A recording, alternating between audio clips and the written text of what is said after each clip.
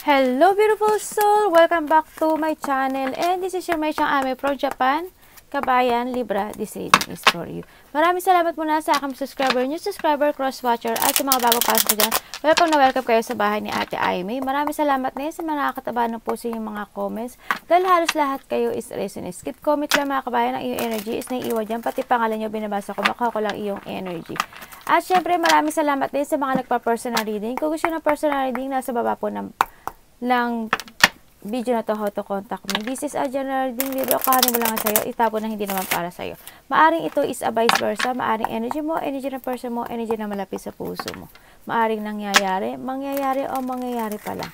Related sa work, love, job, family member, coworkers, o sa business mo. Lawakan ng isip, use your own intuition. Hindi ko na i-explain ito, lagi naman natin ginagawa ito.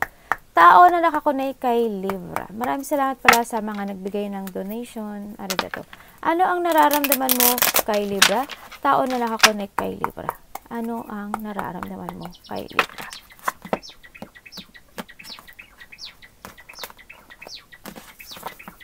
Tao na nakakonay kay Libra. Ano ang nararamdaman mo kay Libra? Please show me. Anong nararamdaman mo kay Libra? Please show me.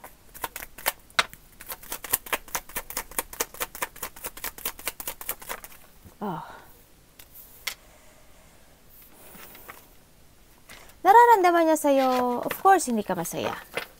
No? Nararamdaman niya sa'yo na gusto niya pa rin bumalik.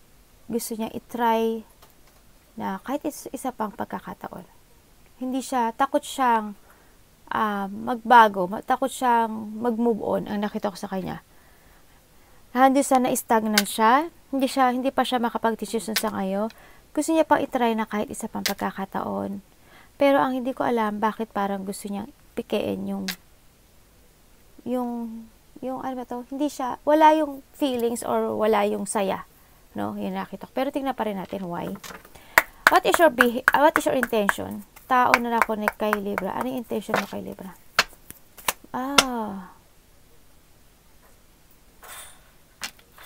Wag to, sinungaling to. Mag-ingat ka, Libra. Anong intention mo? Sinungaling to, hindi to nagsasabi na totoo.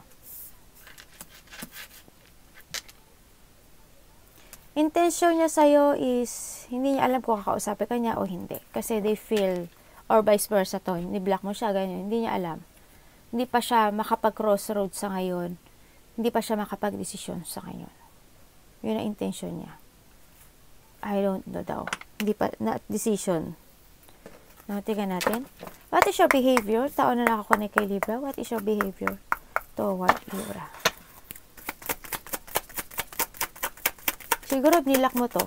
Or vice versa. What is your behavior? God. Really? My God. Behavior niya sa'yo is nagkakaroon ng self-doubt, maybe ikaw o siya, nagkakaroon ng self-doubt, nagkakaroon ng lack of clarity, may sadness, may nagkaroon ng mga false impression, as in ganun. Hindi siya masaya, actually. Hindi siya nakakaramdam. Behavior niya is parang wala ng pag-asa. No? Parang doon sa part na, na parang sarili mo naman ngayon, ang iniisip mo sa nakita ko dito, no? Or vice versa to.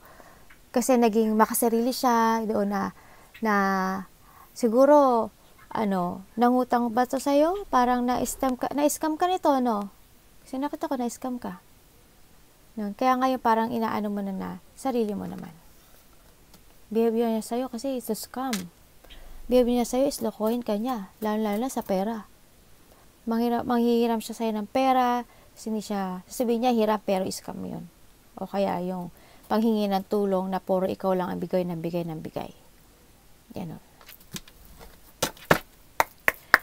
Libra, anong nararamdaman mo sa tao na to? Please show me.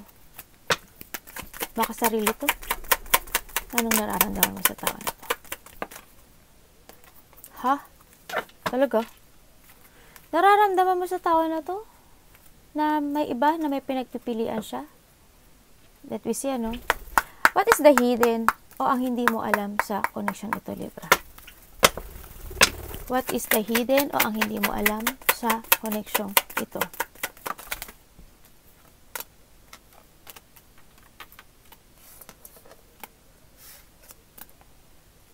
Ang hindi mo alam sa connection ito, naghihintay pa rin siya to make a new beginning ng muli, no? Naghihintay pa rin siya, naghihintay siya ng resulta, naghihintay pa rin siya kung saan talaga yung tamang direction niya. Hinihintay niya kung paano siya uling magsisimula, no? Sa nakita ko dito. Libra, ano ang iyong energy for the month of April 2024? Please show me. Libra's energy. Libra energy. Ang iyong energy ngayon is the justice. You want justice. Gusto mo ng clarity. No? Naghahanap ka ng katotohanan. Gusto mo ng equality. May pinaglalaba kang law sa iba. No? Gusto mo ng peer. Ganyan. Gusto mo ng ganun, honesty. Okay. Universe, ano po ang iyong advice kay Libra for the month of April 2024? Please show me. Libra. Universe advice. Universe, ano po ang advice nyo kay Libra? The King of Wands. To be strong. You need to be strong. This is the time to jump. To step up. So, nakita ko, kailangan mo ng mental clarity, kailangan mo ng magkaroon ng open and be confident. Sa nakita ko dito, and integrity, maging tapat, you have a morality kasi, no, sa nakita ko to. And, syempre, sinasabi rin niya na you need to protect yourself. No? Thank you po, Universe. Kailangan mo ng ano dito, you always have to clear. Kailangan palagi may clear forecast sa lahat ng gagawin mo. No? Look to the future. Thank you po. At ano po ang overall energy ni Libra for this month of April 2024? Please show me. Overall energy po ni Libra. Still hurting. Ang overall energy mo pa rin is talagang this month is more on hurting. Parang magpo-focus ka ata sa mga nawala, sa mga maghihinayang ka, sa mga hindi mo nakuha, no? Maaring ganun, mag-focus ka pa rin siguro sa mga nangyaring mga sakit, mga nangyaring ganun. Parang hindi ka pa totally makamove on, ano? Sa nakita ko dito. Tao na nakakonect kay Libra, bakit 8 of Cups in reverse ang iyong nararamdaman kay Libra? Bakit 8 of Cups in reverse ang nararamdaman mo?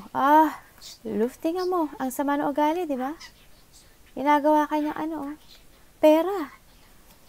Hindi family. Ang tingin sa sayo is a family with a wealthy life and prosperity. Yan. Gusto niya yan. Oh God. Bakit 10 of Pentacles to? Tao na nakakonect kay Libra. Bakit 10 of Pentacles? Ano ba to? Scammer ba to? Ikaw ba tumutulong nito when it comes sa financial?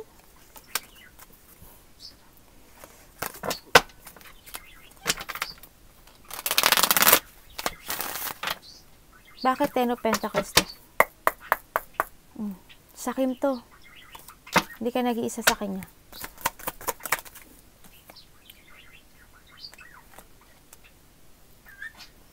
Pera na naman to, Alam mo, iba yung tingin ko sa kanya. Kasi mababalik siya gusto niya ng another shot kasi hindi pa siya makapag-move on. Gusto niya hindi siya makapag-desisyon. Handin yung na-stagnant siya. Kasi why? Puro pera to, pinalabas sa akin. Puro pera. Siguro ikaw ay nagbibigay ng sumusuporta sa kanya when it comes sa money. Kasi puro pera yung lumabas sa kanya. Ginagawa kanyang palabigasan. I don't know why. Baka kung hindi man siya sa pera, baka nahandun yung part na tinutulungan mo talaga siya. No? Sa nakita ko dito. Ikaw ang nagbibigay ng lahat. Kasi, tingnan mo naman, scammer. Tingnan natin. Kuhanin nyo lang yun sa inyo, Bakit 2 of Swords ang iyong intention kay Libra? Tao na ako na kay Libra. Bakit 2 of Swords ang iyong intention? Natatakot ka sa kanya? Bakit? Kasi nabigyan ko siya ng stress. Bigyan ko siya ng worry. Sinaktan ko siya. Hindi pa. Kasi, meron akong iba. Intention niya sa'yo is another one more chance. Ma-stress ka sa kanya kasi you feel na may iba siya. Na you feel na meron siyang kinababaliwan o meron siyang ngayong pupukusan. Ganyan. Naghihintay daw siya. Okay. Bakit yan ang behavior sa'yo? Bakit the sun in reverse?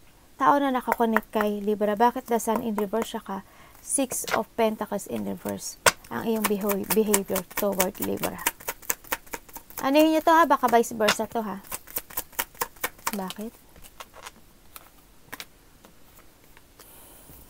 Ni-spy ka nito.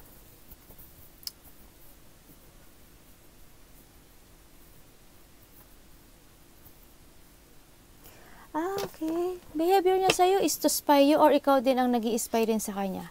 Behavior niya sa'yo is parang they want to care. Nakita ko dito.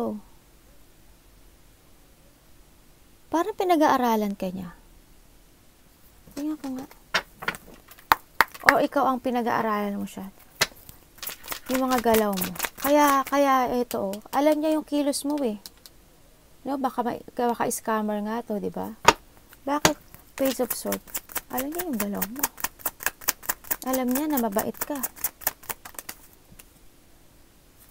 Na malambot ng puso mo.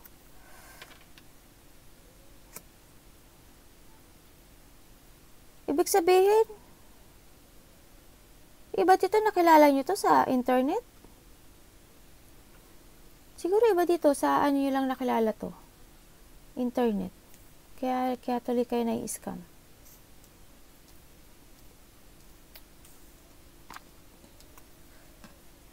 Masaya yung energy niya ngayon, no? Ano to, why? Baka kasi sa scam, nag-scam siya sa inyo. 2 of Cups. Bakit, Libra? 2 of Cups ang nararamdaman mo sa tao na to? Show me. Bakit 2 of Cups ang nararamdaman mo sa tao na to? Kasi nararamdaman mo na bakit? Charlotte.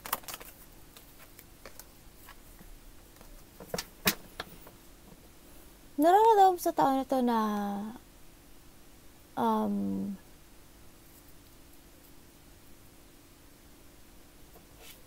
nandun yung ano tawag dito? Na kinontrol ka niya. Na itong tao ito is a controller. Ito yung tao na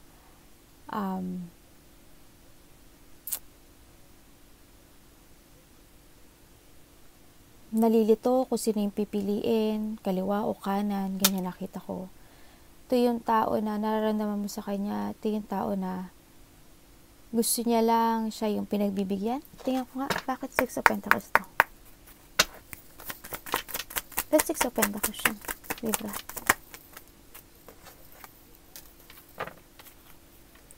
Inabuso niya yung bait mo? Bakit? Inabuso niya yung bait mo?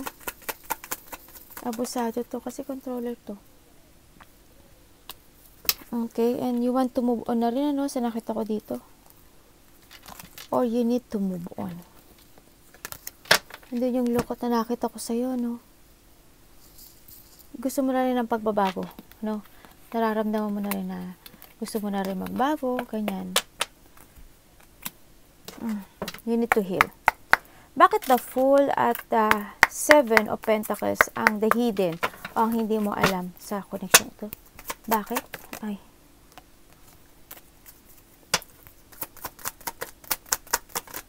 Bakit? Angels mo lumabas na. It's time to awake, no? So nakita ko, hindi mo alam talaga sa connection na ito may iba siya. Hindi ikaw nag-iisa sa buhay niya. Nag-i-start na rin siya ng new beginning sa buhay niya with others. No? Sa nakita ko dito. Anyway, baka pagsabayin kayo. Pero sa nandito si angels mo, you need to make a new beginning. You need to let go the past. It's done. Awareness, you need to learn. Okay? Sa nakaraan. Kailangan na ng new beginning sa'yo. kailangan mo na mag-transform. Mag-change ka na sa mga decision mo. This is a time ng life-changing sa lahat ng desisyon. Huwag ka agad mag-trust. Bakit na justice? Gusto mo ng katotohanan? Bakit justice ang iyong energy? April.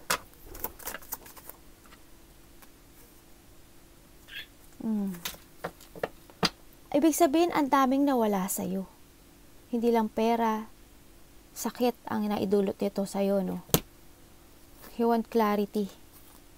Kasi alam mo, kung ako sa'yo, if you want justice, kung sasabihin mo tatanong mo sa akin kung i-vinalyo kaya, no. Hindi kanya binalyo.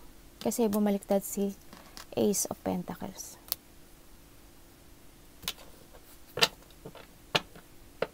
Energy mo ngayon, this April 2024 is I want justice. Gusto ko ng clarity.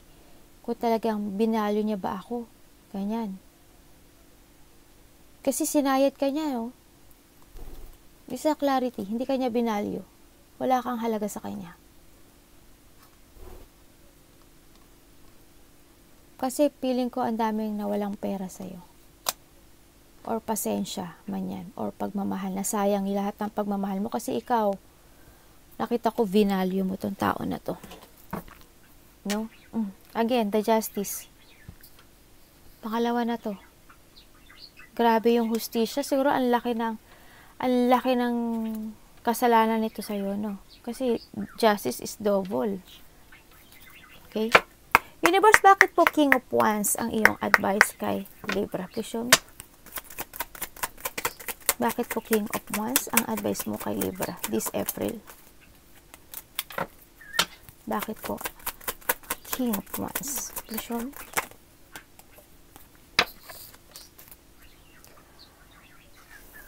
Okay, ang advice sa iyo is you need to be strong. You need to be strong. Kailangan mo ng mas mahalin yung sarili mo. Kailangan mo ng mag-focus sa sarili mo. Sa trabaho mo, sa pera mo. Yan. And you need to learn, no? Sa nakita ko dito. Mag-focus ka sa stability mo. I-develop mo pa more yung skills mo, yung tuparin mo lahat ng ambition mo, yan nakita ko dito. Be focused.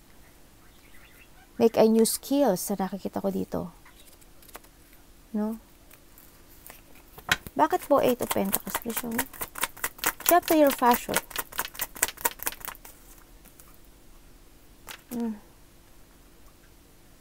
Namimiss mo siya? Naaalala mo ba yung mga ginawa, yung mga happy memories and bad things na naan sa'yo? Na nangyari sa inyo?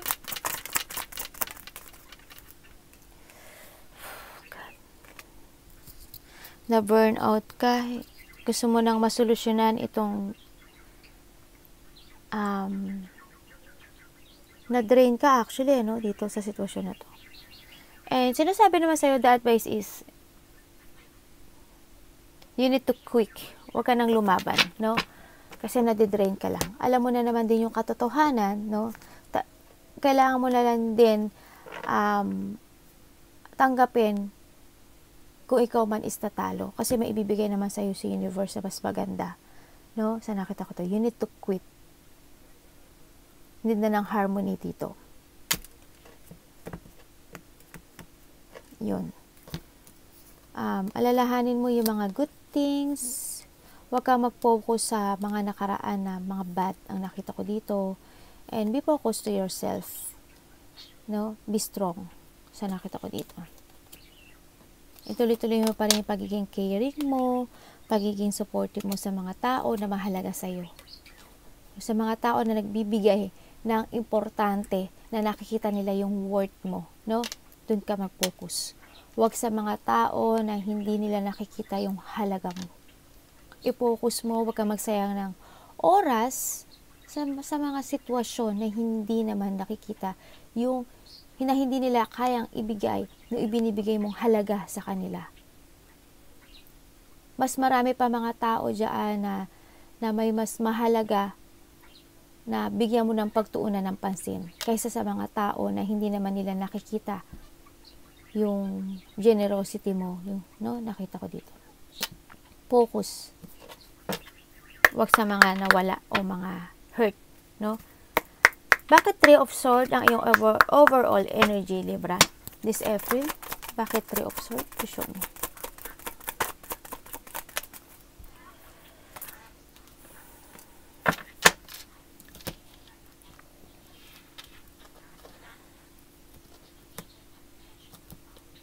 Nahandod pa rin na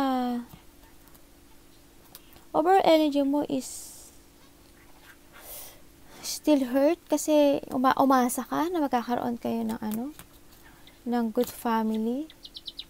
Yan, na maaring sa iba magkakaroon ng kasalan, bubuo ng pamilya, or magkakasama sa isang bahay, or magkakaroon ng stable foundation sa nakita ko dito. Bakit 4 of Wands? Ibig sabihin, gusto mo pa rin makipagkita sa kanya? Or vice versa? 4 of Wands vision. Sa ibang bansa ba kayo? Walang closure, no? Sa iba dito, walang closure. Parang handun sa part na you want to finish tong unfinished business na ito bago ka uli maging masaya. Sa nakita ko dito, no? Parang nahandun ka pa rin sa part na nanghihinayang ka pa rin, nasasaktan ka pa rin sa mga nawala sa'yo, nasasaktan ka pa rin kasi you feel failure, ganyan. May sadness pa rin and loneliness. Handun pa rin yung pag-iyak, handun pa rin yung depression, no? Sa nakita ko dito, sa iba. Hindi man maaalala at maalala mo pa rin to. Kasi nakita ko naman may saya sa inyo, pero handun pa rin sa siguro, maaalala nyo pa rin yung mga nangyari sa nakita ko. Kaya magkakaroon pa rin ng mga lungkot. No, this April, magkakaroon pa rin ng mga iyak, conflict, unhappiness, mga hindi mapagkakasunduan, mga trauma, yan, maaaring bumalik, mga pain or disappointment, no, mga emotional pain, mga lungkot, makakaramdam ka pa rin ng ganun. Okay, and that is for you for today, Libra. Arigato, namaste, God bless.